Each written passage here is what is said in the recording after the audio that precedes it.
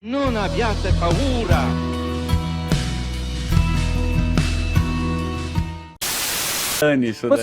Você acha o movimento feminista inócuo ou você acha ele prejudicial? Prejudicial. Mas, Os direitos que as mulheres conquistaram, os direitos civis que foram reconhecidos pelas mulheres, eles poderiam e foram, na verdade, reconhecidos sem o auxílio do movimento feminista. Exemplo do direito ao voto. O que o movimento feminista fez? Não. Passeata. Isso levou alguém a voto? Não. Não levou nada. Exemplo, Berta Lutz no Brasil. Berta Lutz lutava pelo direito ao voto, não conseguiu o título de eleitor. Aí foi a Celina Guimarães, que não tava nem aí, nem sabia o que era movimento feminista, pediu pro marido dela pegar o título, ele foi no cartão. Não, mas... Olá, seja muito bem-vindo à nossa segunda aula deste segundo módulo, onde nós estamos tratando sobre, de fato, o que é o movimento feminista. Se você ainda não viu a nossa primeira aula, onde nós falamos sobre o protofeminismo, eu sugiro que você assista ele primeiro para que nós possamos, de fato, adentrar como iniciou e até os dias atuais sobre o movimento feminista. Se você não se inscreveu no canal, eu convido você a se inscrever, a curtir, a compartilhar, a ativar o sininho para não perder nada das próximas aulas que estão por vir. Hoje nós vamos iniciar de fato e falar e tratar sobre como iniciou o movimento feminista. É importante eu salientar que o movimento feminista ele consiste em 3 ondas. A primeira onda do movimento feminista, a segunda onda e a terceira onda que se estende aí até os dias atuais. Na nossa aula de hoje nós vamos falar sobre a primeira onda do movimento feminista, que foi quando ele de fato aconteceu, quando ele iniciou. E por isso que é importante que você tenha visto a nossa primeira aula aí sobre o protofeminismo, porque o protofeminismo ele é extremamente importante aí para o movimento feminista, para as feministas. Então é importante que você assista ele primeiro para depois você dar continuidade neste módulo. Se você ainda não assistiu o primeiro módulo, assista, porque também é muito importante que você entenda o primeiro módulo para assim compreender o que é esse movimento feminista. Então, hoje nós vamos falar sobre a primeira onda do movimento feminista e também falaremos sobre o início da guerra entre os sexos, a guerra que as mulheres feministas travaram com os homens. Tudo isso nós vamos ver aqui nesta aula. Então, para darmos início, vamos ir lá em 1840, onde aconteceu uma convenção abolicionista e 2 mulheres não conseguiram participar desta convenção, que foram elas, Susan Anthony e Elizabeth Stanton. Elas não conseguiram participar desta convenção. E os historiadores dizem, a história diz que, devido a isso, há uma grande chance de que elas tenham ficado com o ego ferido e que em 1848 aconteceu a primeira convenção das mulheres em Seneca Falls. Importante frisar, estas mulheres, elas participavam, essas revolucionaristas participavam de um grupo chamado o grupo dos Quakers. O que seria esse grupo dos Quakers? Nada mais é do que um grupo de protestantes que se reuniam para interpretar a Bíblia conforme eles queriam interpretar, da forma como eles achavam convenientes a eles. Nesse momento, nesta época, em 1840, onde aconteceu esta convenção abolicionista e essas 2 mulheres não conseguiram participar, provavelmente aí, como eu disse, tenha mexido aí com o ego delas e elas resolveram em 1848, em Seneca Falls, realizar a primeira convenção das mulheres, que aí muitos conhecem como o sufrágio, os movimentos sufragistas, que nada mais é a luta pelo voto das mulheres. Nessa época, a grande, como eu posso dizer, a grande queixa que essas mulheres tinham aí, né, a Susan e a Elizabeth e algumas outras companheiras delas aí, era a questão da igualdade entre os sexos, a emancipação jurídica e a emancipação econômica. E nós vimos também no protofeminismo que é bem semelhante ali o que algumas mulheres se queixavam naquela época, não é verdade? E hoje nós vamos ver que não foi só essas queixas que elas lutavam por outras questões aí. Então, vamos lá em 1848, onde esta primeira convenção das mulheres aconteceu.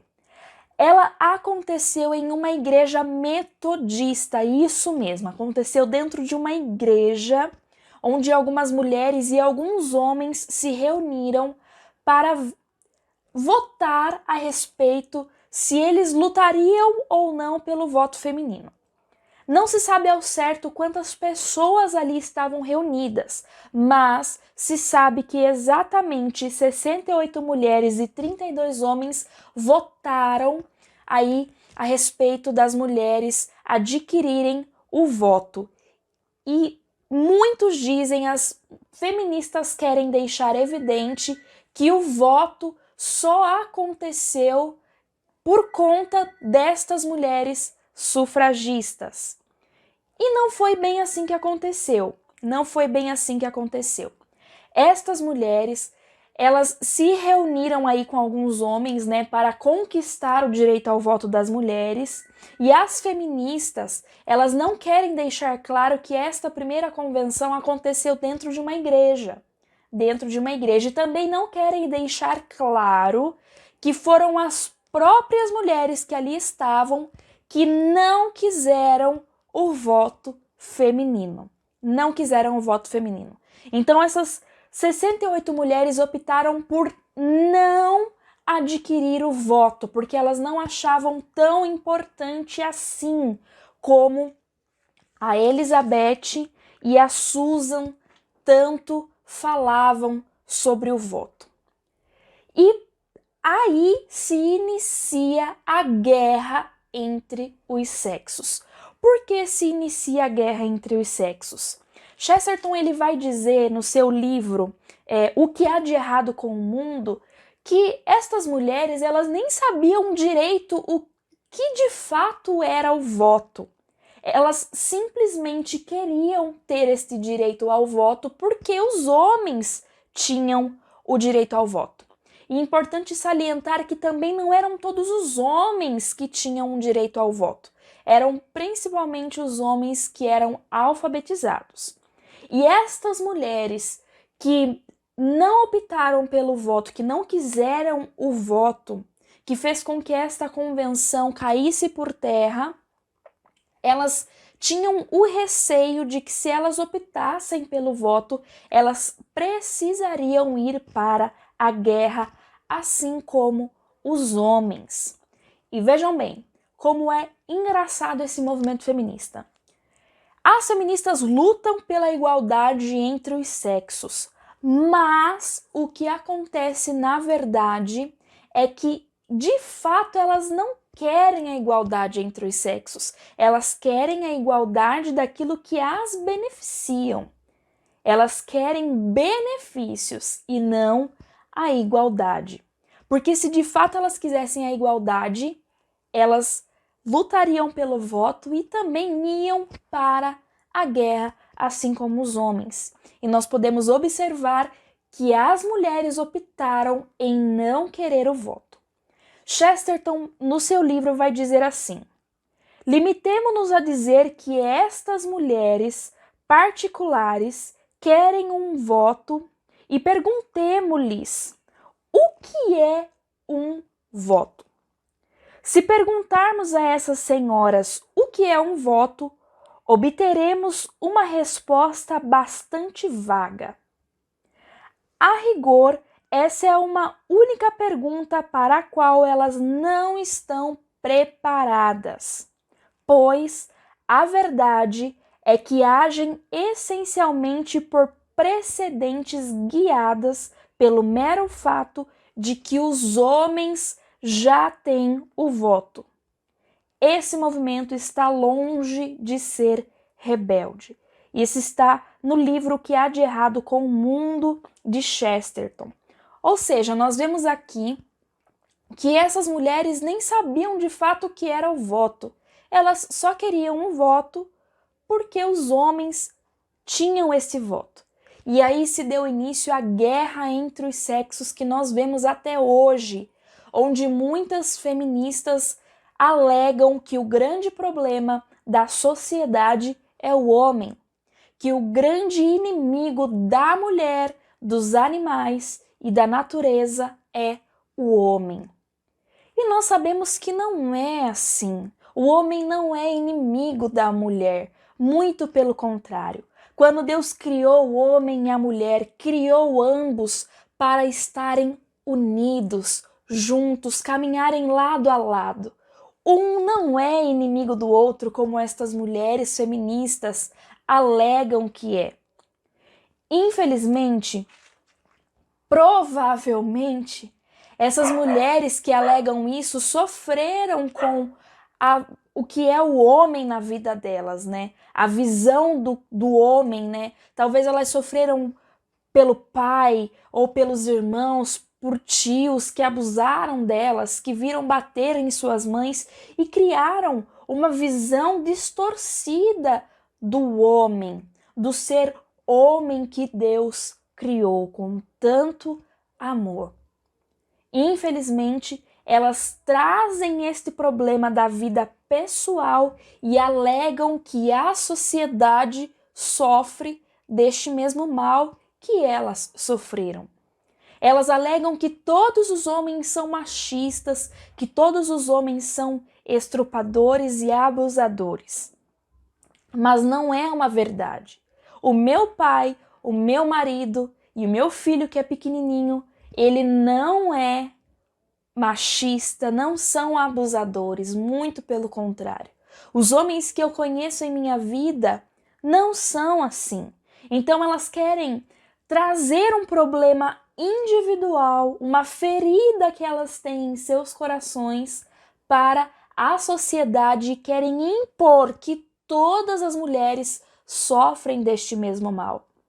É fato que há homens que são machistas, que são sexistas. É fato, nós não podemos deixar de falar a respeito disso, mas é porque eles não fazem o papel de um homem de verdade, um homem segundo o coração de Deus.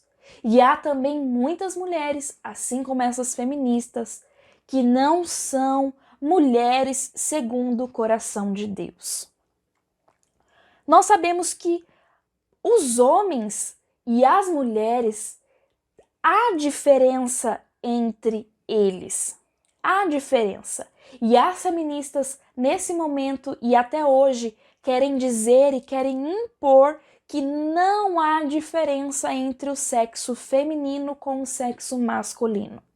Nós sabemos que o homem, quando ele nasce, e a mulher, quando nasce, já nasce com os trejeitos de acordo com o seu sexo. O homem nasce com os trejeitos masculinos, sua forma física masculina, a sua mente, a forma de pensar de homem. E a mulher nasce com os seus trejeitos e a sua mente já como uma mulher. Já como uma mulher. Não é como dizem aí que nós nascemos como um sexo neutro e que conforme vai acontecendo, a gente vai crescendo, nós vamos adquirindo aí a forma de ser homem e a forma de ser mulher. Que o que acontece hoje em dia é uma imposição cultural. Isso é o que as feministas falam, que é uma imposição cultural de que nasceu do sexo masculino tem que ser homem, nasceu do sexo feminino tem que ser mulher. E que de fato é assim.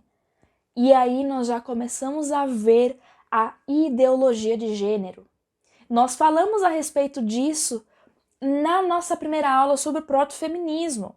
Nós já vimos ali indícios aí, né, da ideologia de gênero. E aqui já começa, não tem tanta força assim nesta primeira onda, mas a partir da segunda e terceira onda vem com tudo sobre isso, né? E com esta guerra aí entre os sexos, nós podemos perceber que há um grande desequilíbrio na sociedade. Há um grande desequilíbrio na sociedade, porque as mulheres querem dizer que podem fazer as mesmas coisas que os homens, e os homens que podem fazer as mesmas coisas que as mulheres. Não estou aqui dizendo que um é melhor que o outro, não. Deus, quando nos criou, criou para caminharmos lado a lado, cada um com os seus talentos especiais, com os seus dons especiais, com os seus defeitos, mas que juntos caminham em busca da santidade, ajudando um ao outro.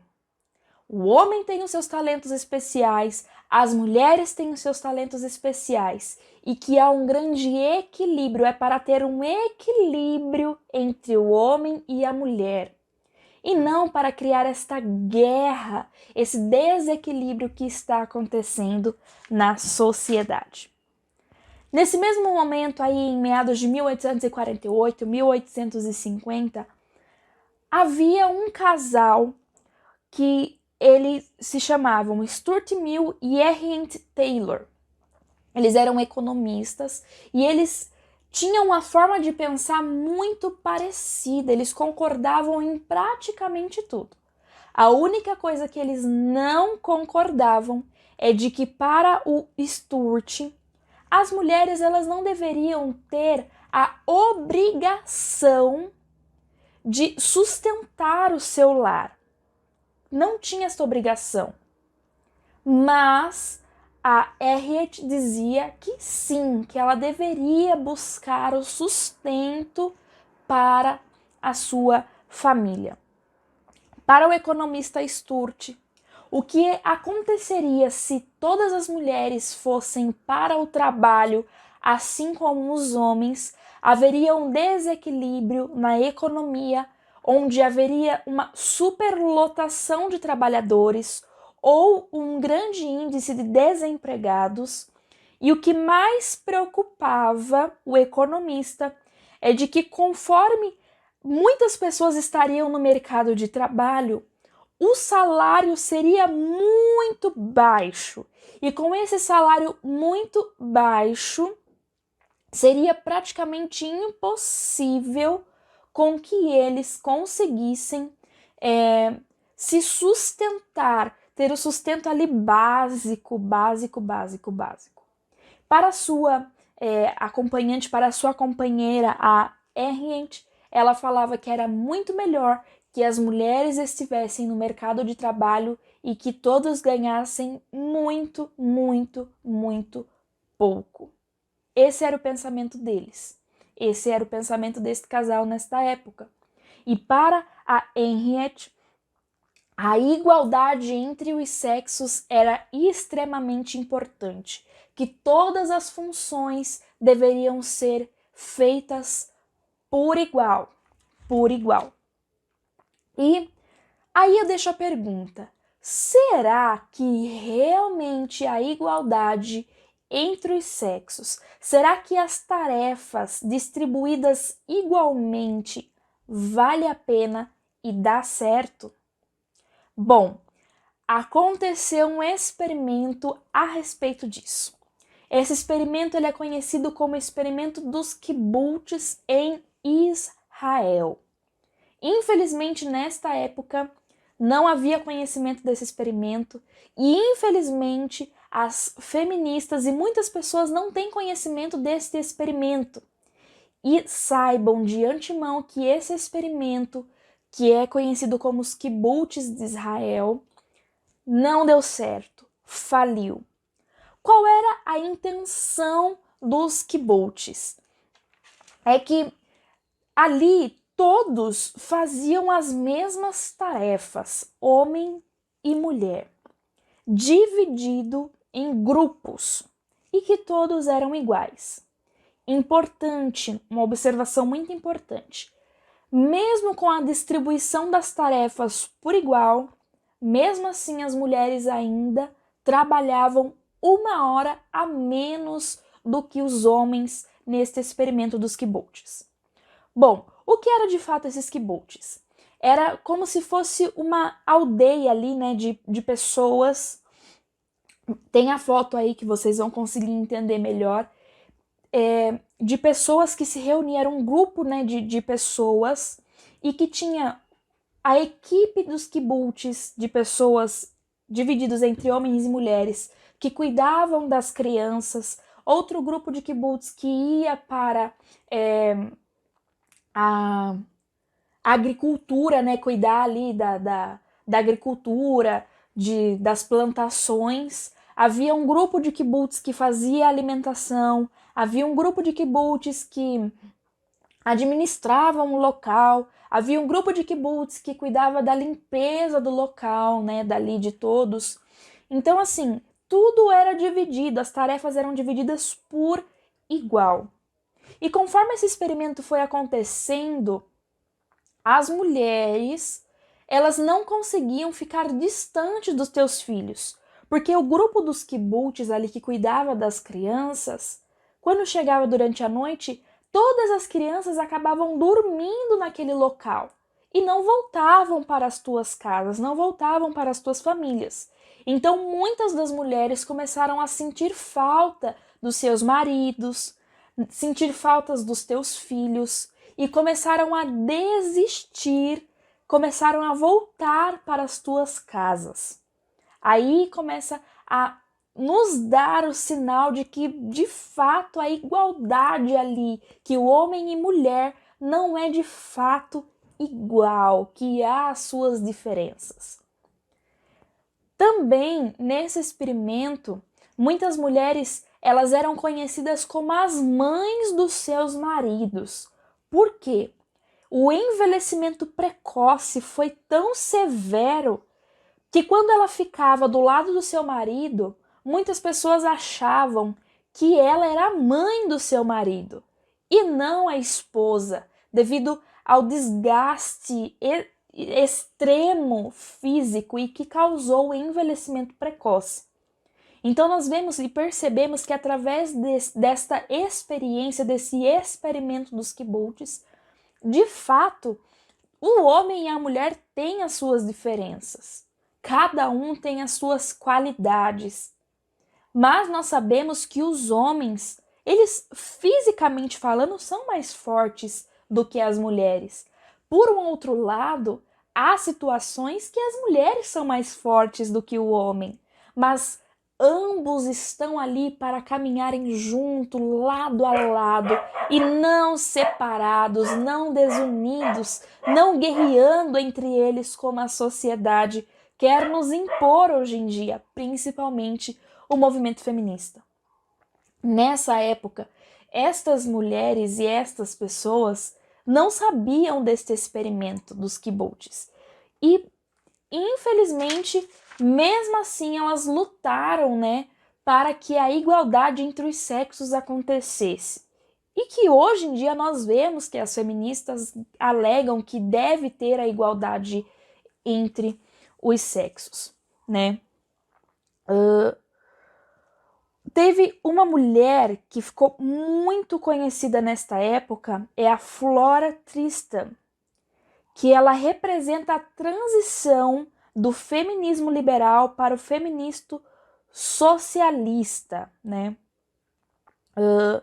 E um marco muito importante aí nesse período foi Engels, né? Que foi muito bem explicado ali no primeiro módulo, né? No primeiro módulo. Se você não assistiu, eu convido que você assista o primeiro módulo para que você também possa compreender, né?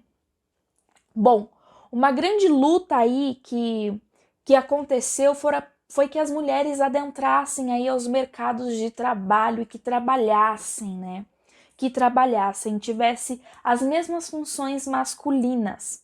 E nós vimos que no experimento dos kibbutz é meio complicado essa questão aí de que todos possam fazer as tarefas por igual. Mas, como eu disse, nesse momento aí, meados de 1850, 1800 e alguma coisinha aí, né? Elas não sabiam disso, não se sabia disso. Elas quiseram, né, ir para os postos de trabalho e foi concedido, né, para que as mulheres entrassem nestes postos de trabalho, né? E houve, nesse período aí, um grande aumento do índice de mortalidade infantil e de desemprego. Nós sabemos que o movimento feminista ele é um movimento de esquerda, né? E aí nós vemos um grande indício de que também o movimento feminista ele é um movimento marxista e e socialista, né? Que há uma grande influência do socialismo e do marxismo nesse momento do movimento feminista, né? Alexandra Kollontai defendeu bravamente o movimento feminista marxista, onde ela levantou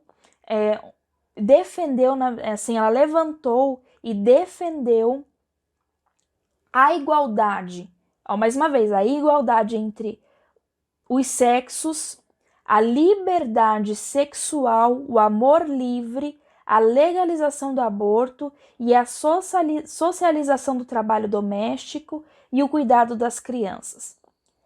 Ela defendia e falava e alegava que todas as mulheres que ficavam em suas casas, elas eram oprimidas, que a maternidade era algo ruim. Era o que esta mulher, né, Alexandra, alegava. Ela falava que a maternidade era algo ruim, que ficar em casa era ruim, que a mulher deveria ser livre e que a liberdade sexual deveria acontecer, que o aborto deveria ser aceitável, né, que as mulheres poderiam ter relações sexuais com quem elas quisessem e se engravidassem e abortassem sem problema algum. E nós vemos que isso, infelizmente, está se tornando natural entre a sociedade, o que não deveria acontecer, Nós vemos aí uma libertinagem sexual e muitas pesquisas e estudos alegam que quanto mais os jovens, os adolescentes, os adultos, quanto mais eles são livres aí sexualmente, mais infelizes eles são. Por que mais infelizes eles são? Porque eles querem preencher vazios, eles querem curar feridas que há dentro deles, que ocasionou muitas vezes na infância, muitas vezes na própria gestação ali da mãe, e querem curar todas essas feridas com a libertinagem sexual. E nós sabemos que somente ocupará esse espaço e curará esta ferida é o amor de Deus. É o amor de Deus. E infelizmente, o movimento feminista, eles deixam evidente o ódio que eles têm pela igreja, pelos cristãos. O maior lugar, né, que elas preferem ocupar para fazer as suas manifestações é em templos religiosos, em igrejas, onde ali elas simulam, né, encenam como se estivesse acontecendo o aborto de Jesus Cristo, aonde muitas das vezes elas utilizam de imagens sacramentais, de símbolos religiosos e profanam da religiosidade, profanam do Cristo, de Nossa Senhora. e degrinem a sua imagem de mulher, do ser mulher, da mulher que Deus criou segundo o coração dele. E esta mulher aí, essa Alexandra, ela defendia bravamente estas questões, a liberdade sexual, o aborto, e alegava que ser mãe, cuidar de teus filhos era algo muito ruim, né? E eu posso dizer com o coração aberto de que sou muito feliz sendo dona de casa, sou muito feliz cuidando do meu filho, cuidando do meu esposo. Eu não quero deixar aqui, né, que você entenda que a mulher não pode trabalhar. Ela pode trabalhar. Ela pode estar aonde ela quiser, desde que ela não perca a sua essência, desde que ela não saiba qual é o seu lugar de mulher de Deus. Se ela opta em trabalhar fora, que ela não se esqueça da sua família, que a prioridade, o principal é a sua família. Ela pode trabalhar. A mulher, ela é forte, ela é muito forte, mas ela não pode perder a sua essência de mulher, os seus dons de mulher. Deus derramou dons maravilhosos, talentos excepcionais para a mulher. E, infelizmente, quantas mulheres estão se perdendo? Quantas mulheres estão fazendo com que isso acabe caindo por terra? Os seus dons maravilhosos, querendo aí ocupar o lugar do homem. O homem, ele tem o seu espaço e a mulher também tem o seu espaço. E mais uma vez eu deixo aqui frisado que os dois, eles devem caminhar lado a lado e não guerreando entre eles para saber quem é melhor que o outro, quem é melhor que o outro. Não é isso que Deus quer. Deus quer a paz entre o homem e a mulher. Houve aí, nesta época, né, um engenheiro, né, o Edward, ele era um engenheiro capitalista e ele era engenheiro de uma empresa de tabaco. E ele percebeu que nesse momento o índice, né, de homens que estavam fumando, as vendas estavam caindo muito. E as mulheres nesta época, elas não podiam ser vistas fumando aí, né, publicamente, porque eles alegavam que estaria manchando a imagem da mulher, do ser mulher. E esse engenheiro capitalista, ele financiou uma movimentação, uma manifestação para que as mulheres saíssem na rua fumando. E assim, para aumentar aí as vendas desta empresa de tabaco. Então, o que as feministas não querem deixar evidente? E que aí, nesta época, elas alegavam que elas não foram financiadas por homem. Que elas fizeram aquilo porque elas queriam fazer. E, na realidade, elas foram financiadas por um homem para ir para as ruas, para manifestar, fazendo uso do cigarro. E nós sabemos que muitas manifestações,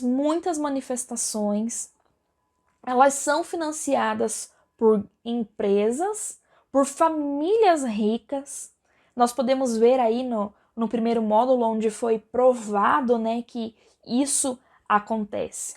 E aqui nós vimos, né, nesse momento, nós vimos que realmente lá atrás já aconteceu isso, não é de hoje. Lá atrás já aconteceu isso. Então, quando as mulheres foram ali de fato, né, ao trabalho, ao mercado de trabalho, começou-se a cobrar muito da responsabilidade delas. A cobrar, né? Viu, precisa fazer isso, viu, precisa fazer aquilo. E elas começaram a ser cobradas demais e muitas destas mulheres começaram a desistir e voltar para as suas casas. voltar para suas casas.